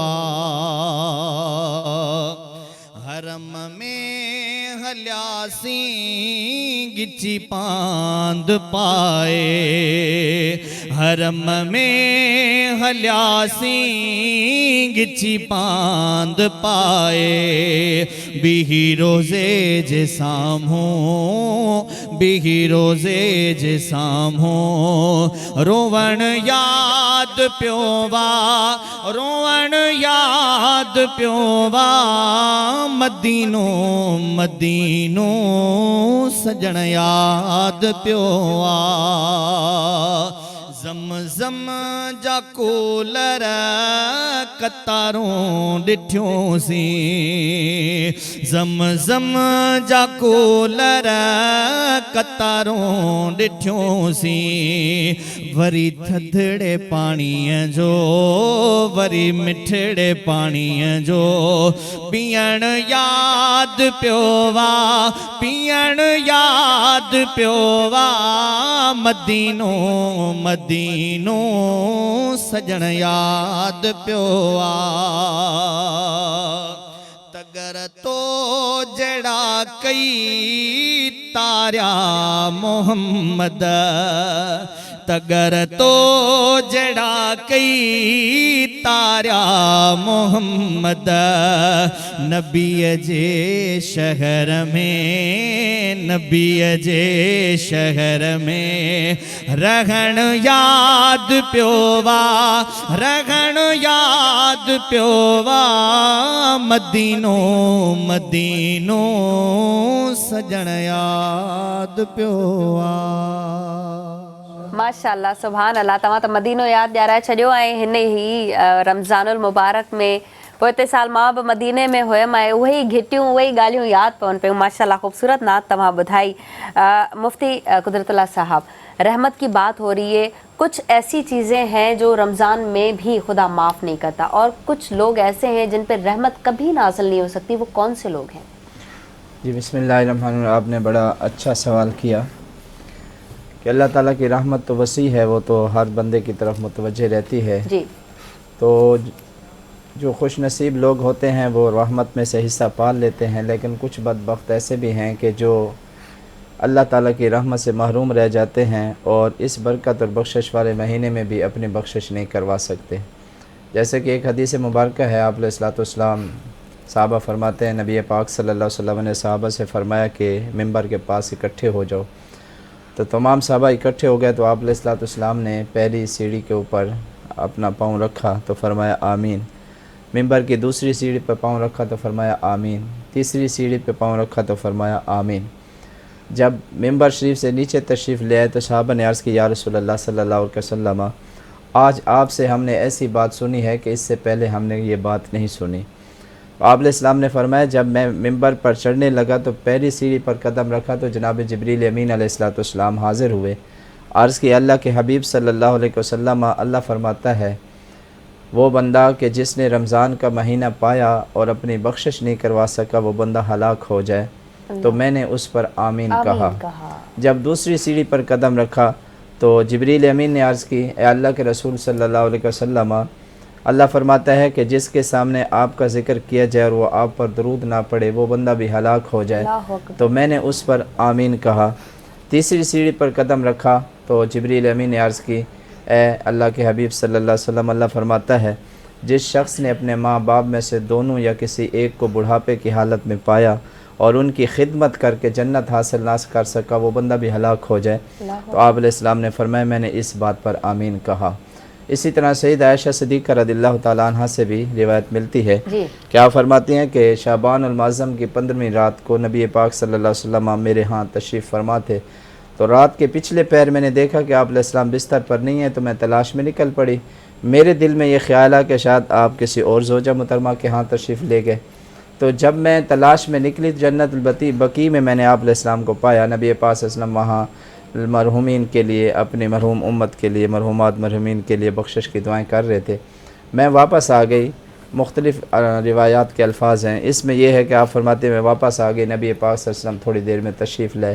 میں نے سارا واقعہ آپ کے سامنے بیان کیا تو آپ علیہ السلام نے فرمایا عائشہ یہ 15 شعبان کی رات ہے، جبریل امین علیہ السلام میرے پاس آئے اور عرض کی کہ اے اللہ کے محبوب صلی اللہ علیہ وسلم، اللہ فرماتے ہیں اس رات کے اندر اللہ تعالیٰ بنی کلب کی بکریوں کے بالوں کے برابر اپنے گناہگار بندوں کی بخشش فرماتا ہے، لیکن کچھ بد نصیب ایسے ہیں کہ جو اس برکت والی رات میں بھی اللہ کی رحمت اور بخشش سے محروم رہ جاتے ہیں۔ ان میں سب سے پہلے فرمایا وہ مشرک ہے جو اللہ کی ذات کے ساتھ کسی کو شریک ٹھہراتا ہے، اور اللہ قرآن میں فرماتا ہے کہ اللہ ہر گناہ کو معاف فرما دے گا، لیکن شرک ایسا ظلم عظیم ہے کہ اس کی بخشش کسی صورت پہ نہیں ہے۔ تو فرمایا مشرک کی جو ہے وہ بخشش نہیں ہے، وہ اللہ کی رحمت سے محروم رہ جاتا ہے۔ دوسرا وہ بندہ جو جس کے دل میں کینہ ہو، دوسرے کے لیے برائی ہو اور برے ارادے رکھتا ہو، تو فرمایا وہ بندہ بھی اللہ کی رحمت سے محروم رہتا ہے، اللہ اس کی بخشش نہیں فرماتا۔ کیوں؟ اس لیے کہ دل اللہ تعالیٰ نے صرف اپنی ذات کے لیے بنایا ہے، اور اللہ فرماتا ہے کہ میں زمین اور آسمان کائنات میں کہیں بھی نہیں سماتا مگر بندہ مومن کے دل میں سماتا ہوں۔ تو یہ دل تو اللہ تعالیٰ کے انوار و تجلیات کا مظہر ہے۔ اس دل میں بندہ مومن کے دل میں صرف اللہ اور اس کے رسول صلی اللہ علیہ وسلم کی محبت ہونی چاہیے، غیر کی محبت سے یہ دل پاک ہو تو وہ دل اللہ کی بارگاہ میں مقبول بھی ہوتا ہے، اور اس دل پر اللہ تعالیٰ جو ہے انوار و تجلیات کی بارش بھی فرماتا ہے۔ ایک روایت میرے ذہن میں آ رہی ہے کہ نبی پاک صلی اللہ علیہ وسلم نے ارشاد فرمایا، حضرت انس اس کے راوی ہیں، کہ آپ علیہ السلام مسجد نبوی میں تشریف فرمایا اور صحابہ سے فرمایا کہ اس طرف دیکھو، ابھی ایک بندہ آنے والا ہے دنیا میں، اگر کسی جنتی کو دیکھنا ہو تو اس کو دیکھ لینا۔ تو صحابہ اس طرف متوجہ ہو گیا تو دیکھا کہ انصاری صحابی آئے، وضو کیا ہوا ہے اور داڑھی سے پانی کے قطرے ٹپک رہے ہیں، اس نے جوتیاں ہاتھ میں اٹھائی ہوئی ہیں۔ صحابہ نے دیکھا کہ یہ خوش نصیب ہے جس کی دنیا میں آپ علیہ السلام نے جنتی ہونے کی گواہی دی۔ دوسرا دن پھر اسی طرح آپ علیہ السلام بیٹھے ہوئے ہیں اور آپ علیہ السلام نے پھر فرمایا کہ جس نے دنیا میں جنتی دیکھا ہو اس طرف دیکھو، وہ بندہ بھی آئے گا۔ تو صحابہ متوجہ ہوئے تو پھر وہی انصاری اسی حالت میں وضو کر کے آ رہے ہیں، داڑھی سے پانی کے قطرے ٹپک رہے ہیں، جوتی ہاتھ میں ہے، صحابہ نے دیکھا بندہ وہی ہے۔ تیسرے دن پھر اسی طرح آپ علیہ السلام نے فرمایا تو حضرت عبداللہ بن عمر بن العاص رضی اللہ تعالیٰ عنہ کے دل میں شوق پیدا ہوا، میں بھی تو دیکھوں کہ یہ خوش نصیب جس کا آپ علیہ السلام نے دنیا میں کہا کہ یہ جنتی ہے، یہ عمل کون سا کرتا ہے۔ تو آپ فرماتے کہ میں ان کے پاس، حضرت عبداللہ بن عمر ان کے پاس گئے اور ان سے عرض کرنے لگے کہ میرے والد سے تھوڑی نوک چوک ہو گئی ہے، تو میں نے قسم کھائی ہے 3 دن گھر نہیں جاؤں گا، آپ مجھے اپنے ہاں ٹھہرا لیں۔ تو انصاری صاحب نے کہا ٹھیک ہے میرے ہاں رہیں۔ تو حضرت انس فرماتے ہیں کہ 1 رات یا 3 راتیں وہ ان کے پاس ٹھہرے، کوئی ایسا عمل نہیں دیکھا، بس یہی تھا کہ جب وہ کروٹ بدلتے تھے تو اللہ کا ذکر کرتے تھے، ساری رات سوئے رہتے، صبح کو نماز کے لیے اٹھ جاتے۔ تیسرے دن حضرت عبداللہ بن عمر نے اپنی اصل بات بتائی کہ جو میں نے آپ سے کہا تھا وہ تھا نہیں، میں تو صرف یہ دیکھنا چاہتا کون سا عمل ہے کہ جس کی وجہ سے اللہ کے محبوب صلی اللہ علیہ وسلم نے آپ کو جنتی کہا ہے۔ تو اس نے کہا میرے اعمال تو آپ کے سامنے ہیں، کوئی عمل بظاہر کرتا نہیں ہوں، لیکن ایک بات ہے وہ یہ ہے کہ میرے دل میں کسی اللہ کے بندے کے لیے بغض اور برائی نہیں ہے۔ ماشاءاللہ، میں مفتی قدرت اللہ صاحب کو یہاں پہ روکوں گی۔ 2 بندوں کا ذکر ہوا ہے، ابھی تیسرا بندہ باقی ہے جس کی مغفرت اس مہینے بھی نہیں ہو سکتی، وہ کون سا ہے؟ ناظرین وٹھندا سی ننڈڑو بریک کھاں पोइ अची ॻाल्हि खे कंप्लीट था कयूं। हिकु भेरो ॿीहर भलीकार रहमत रमज़ान जे ख़ूबसूरत प्रोग्राम में असांजे प्रोग्राम जा स्पॉन्सर आहिनि तलो कुकिंग ऑयल, हमदर्द रूह अफ़सा, टपाल मेज़बान जशन जमालो ऐं लाइफ बॉय। नाज़रीन, ॻाल्हि हले पई त उहे कहिड़ा माण्हू आहिनि जिन जी बख़्शिश न थींदी। मुफ्ती कुदरतुल्लाह साहिब जन उन्हनि जे हवाले सां बयानु फ़रमाइनि पिया। हिकिड़ो त ॿुधायूं त जेको कीनो हसद ऐं बुक्स रखे थो कंहिंजे लाइ दिलि में, ऐं ॿियो त जेको शिरक करे थो यानी कि खुदा जी ज़ात सां बे कंहिंखे मंसूब करे तो। तीसरा बंदा कौन है जिसकी बख्शिश नहीं होगी?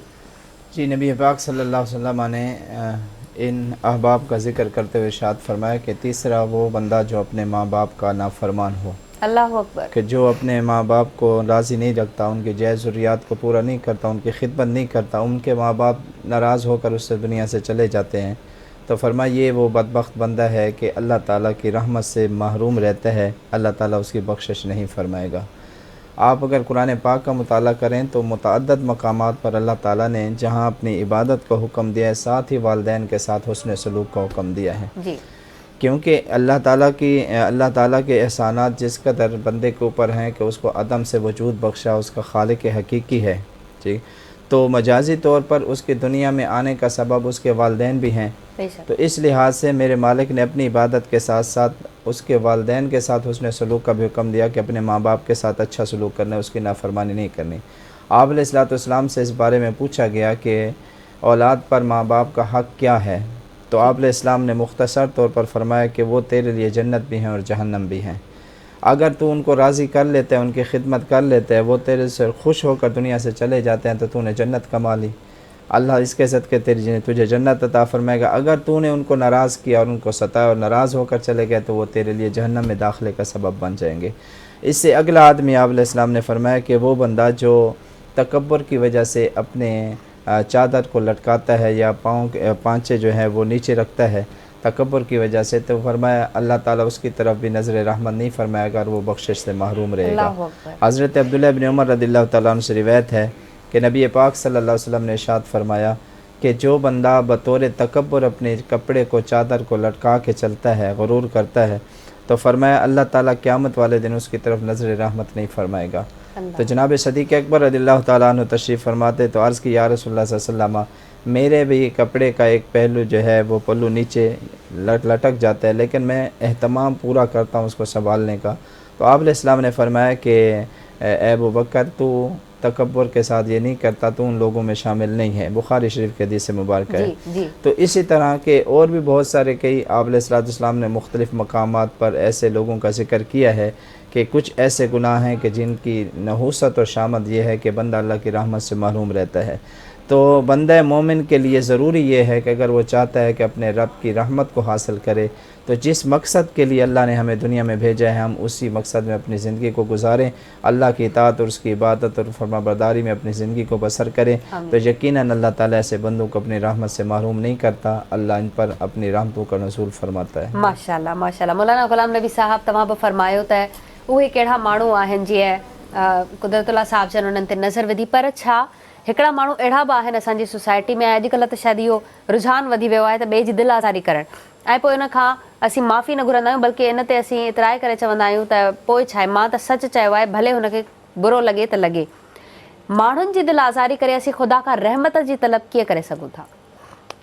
तव्हांजो सुवाल इंतिहाई दिलचस्प आहे। ऐं चाहींदुसि त नाज़रीन जी ख़िदमत में थोरी इन जी रहमत जे उनवान सां जीअं साईं फरमायो त कहिड़ा माण्हू जेके आहिनि जेके शामिल रहमत न आहिनि उन्हनि ते, थोरी ऐं इन जी वज़ाहत करणु चाहींदुसि त ॾिसो क़ुर मजीद में अल्लाह ताला लाइ ॿ सिफ़तनि जो ज़िक्र कयो वियो आहे, रहमान ऐं रहीम, ॿई अलॻि अलॻि सिफ़तूं आहिनि। सूरह हमद में रहमान बि आयो आहे ऐं रहीम बि आयो आहे।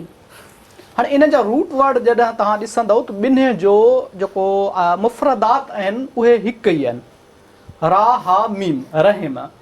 हिकिड़ो दफ़ो इहो इन मां रहीम ठही वियो आहे, ॿियो दफ़ो रहमान ऐं रहीम। जी हाणे इहे ॿ सिफ़तूं हिकिड़ी जॻह ते अल्लाह ताला इस्तेमालु कयूं आहिनि, पेश कयूं आहिनि, इन जी छा फ़लसफ़ो छा आहे, वजह छा आहे?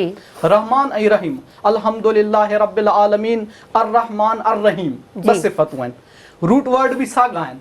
त हाणे हिते मुफ़स्सिरीन ॿुधाइनि था त इन जो मक़सदु इहो आहे त इन्हनि जी ॿिन्ही जी जो मक़सदु अलॻि अलॻि आहे। कीअं त रहमान उहा सिफ़त आहे जेका यानी ख़ुदा रहमान आहे तमामु आलमीन लाइ, जी तमामु मख़लूक़ात लाइ रहमान आहे।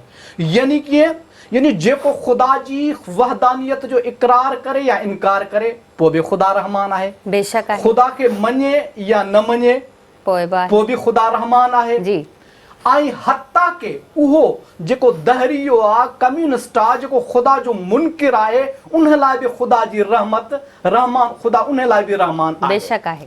असां मिसाल ॾिसूं था तारीख़ में, फ़िरऔन ख़ुदा जे मुक़ाबले में हुयो, शदाद ख़ुदा जे मुक़ाबले में हो, नमरूद ख़ुदा जे मुक़ाबले में हो, यज़ीद ख़ुदा जे मुक़ाबले में हो, लेकिन ख़ुदा जी रहमानियत उन्हनि लाइ बि हुई, ख़ुदा रहमान उन लाइ, यानी ख़ुदा जो रिज़्क़ खाधो पे, ख़ुदा जी सरज़मीन ते हलिया पे, ख़ुदा उन्हनि खे साह खणण जी तौफ़ीक़ ॾिनी ही, ख़ुदा जी रहमान जेको आहे सिफ़त उहा उन्हनि जे बि शामिल हाल हुई, चाहे इनकार करे या इक़रार करे। बेशक उन्हें सां रहमत शामिल। ॿी सिफ़त आहे रहीम। रहीम उहा सिफ़त आहे ख़ुदा जी जेका ख़ासि बाननि लाइ, ख़ासि बाननि लाइ, जंहिंजे लाइ यानी ख़ासि बाना आहिनि उहे ख़ुदा जा, जिन्हनि लाइ ख़ुदा रहीम आहे। कीअं? इमाम हुसैन अलैहिस्सलाम, उन लाइ ख़ुदा रहीम आहे। कीअं? यानी अहिड़े तरीक़े सां इमाम हुसैन अलैहिस्सलाम लाइ रहीम आहे जो इमाम हुसैन जी तहरीक खे ख़ुदा मकतब ठाहे ॾिनो। अहिड़ो मकतब ठाहे ॾिनई जो तव्हां ॾिसो हुर बिन यज़ीद रियाही जेॾी महिल इमाम हुसैन अलैहिस्सलाम जी बारगाह में अचनि था त आख़िरी टाइम ते बख़्शिश जो ज़रियो बणजनि था इमाम हुसैन अलैहिस्सलाम। उहो ई हुर जेको यज़ीद जे पासे हुयो, उहो ई जॾहिं इमाम हुसैन अलैहिस्सलाम जे मकतब में अचे थो त पोइ उहो अलैहिस्सलाम बणिजी थो वञे। यानी ख़ुदा जी सिफ़त उन्हनि जे शामिल हाल आहे। कुझु अहिड़ा माण्हू जीअं मौलाना साहब ॿुधायो त उहे माण्हू जेके ॻणराई त उन्हनि ख़ुदा जी रहमानियत उन्हनि जे शामिल हाल न आहे, लेकिन उन्हनि सां गॾु ख़ुसूसन ऐं नाज़रीन जी हिते तवजो इन नुक़्ते ते चाहींदुसि त ॾिसो ख़ुसूसन इन त मां नाज़रीन खे चाहींदुसि त इन ते ख़ुसूसी तवजो रखनि त ॾिसो पैगंबर आज़म मोहम्मद मुस्तफ़ा सल्लल्लाहु अलैहि वसल्लम आलमीन लाइ रहमत आहे। बेशक आहे। पुट नेमत आहे, धी रहमत आहे। ऐं जनाबे फातिमा ज़हरा सलामुल्लाह अलैहा पैगंबर लाइ रहमत आहे। बेशक। ऐं पोइ जॾहिं रहमत आहे त पोइ नबी मुकर्रम सल्लल्लाहु अलैहि वसल्लम पंहिंजी धी लाइ छा था फरमाइनि, पंहिंजी न्याणी लाइ छा था फरमाइनि, अल फातिमतु बज़अतु मिन्नी, फातिमा मुंहिंजे जिस्म जो टुकड़ो आहे। मन आज़ाहा फ़क़द आज़ानी, जंहिं फातिमा खे रंजायो उन मूंखे रंजायो। मन अबग़ज़नी फ़क़द अबग़ज़नी, मन अबग़ज़हा फ़क़द अबग़ज़नी, जंहिं फातिमा सां ग़ज़बनाक थियो, जंहिंसां फातिमा ग़ज़बनाक आहे उन सां आऊं ग़ज़बनाक आहियां, ऐं जंहिंसां आऊं ग़ज़बनाक आहियां उन सां अल्लाह ग़ज़बनाक आहे। छाजे करे? जो ख़ुदा जी जेका सिफ़त रहीम आहे उहा शामिल हाल आहे मुस्तफ़ा जे, ऐं मुस्तफ़ा लाइ रहमत आहे जनाब फातिमा ज़हरा सलामुल्लाह अलैहा जो वजूद। लिहाज़ा ही अहिड़ो दस्तरखान विछायल आहे जेको इंसान चाहे हिन दस्तरखान तां शामिल हाल थिए, रहमत ख़ुदा उन जे शामिल हाल थिए, उहो अचे ख़ुसूसन हिन महीने में। माशाअल्लाह, बेहतरीन तव्हां इरशाद फरमायो, बेहतरीन ॻाल्हियूं आहिनि। नाज़रीन, दिलि न पियो करे त मुफ़्ती साहब खे या मौलाना साहब खे असीं ईअं छॾियूं ऐं ॻाल्हियूं न कयूं, सवाल जवाब न कयूं, पर छा ॻाल्हि आहे जो असां वटि टाइम बि थोरो आहे। हलंदासीं हाणे असीं नात लाइ। मोहम्मद उमर साहब असांखे का नात पढ़ी ॿुधायो, बिस्मिल्लाह कयो।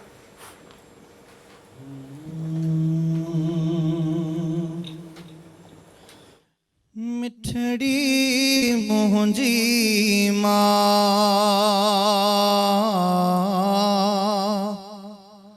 तो में मुंहिंजो साह, जन्नत तुंहिंजे कदमनि में आ, अम्मा जन्नत तुंहिंजे कदमनि में आ। भाग भाया तिन जा भला थिया, भाग भाया तिन जा भला थिया, जिन जो तो सांचा,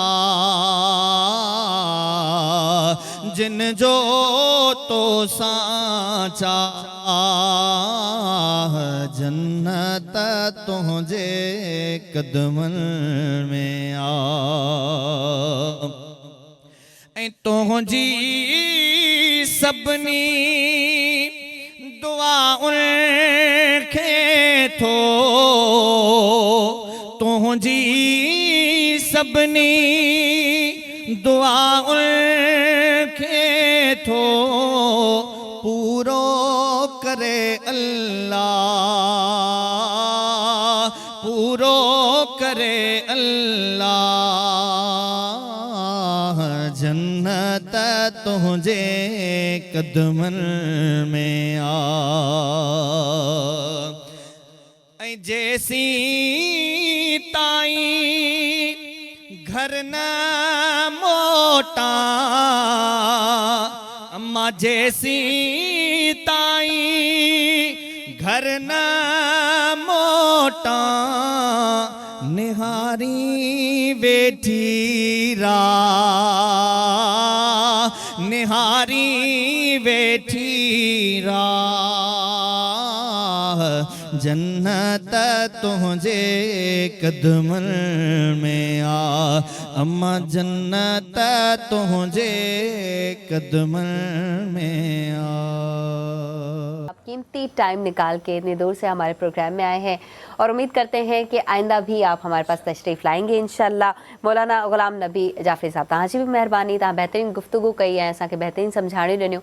उम्मीद कयां थी नाज़रीन जेको प्रोग्राम तव्हांखे ज़रूरु पसंदि आयो हूंदो। रहमत रमज़ान जे इफ़्तार ट्रांसमिशन हिन वक़्तु पुॼाणी ते पहुचे थी। सबाबड़ो खे ॾींदा इजाज़त, पंहिंजो रखंदा खोड़ सारो ख़्यालु। ॿीहर मिलंदासीं आवाज़ टीवी जे प्लेटफॉर्म ते। तेसि ताईं अल्लाह हाफ़िज़। रहमते रमज़ान